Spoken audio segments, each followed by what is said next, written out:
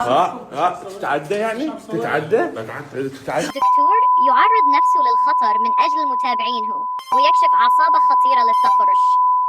واحد من متابعين الدكتور غزو تواصل معه وقال إن القصة صارت ببلده. لو تاخذ خدمة علاجية الدكتور يجي يضربك ويتعدى عليك ويتحرش بأختك. حرفيا هذا اللي صاير مع أحد متابعيني. أخذ أختي هو وأخته راحوا على عيادة الدكتور، لكن اكتشفوا إنه مش دكتور حقيقي وطلعهم بطريقة مهينة.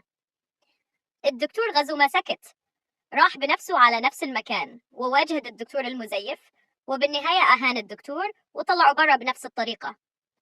شاهد الأحداث ما بعرف شو بدي أقول، بس ما عاد في أمان بهالعالم، حسبي الله ونعم الوكيل. بس الحمد لله في أبطال مثل الدكتور غزو. هذا هو المحل اللي صاحبه تعدى على متابع عندي وأخته. أبشركم تم إغلاق المحل.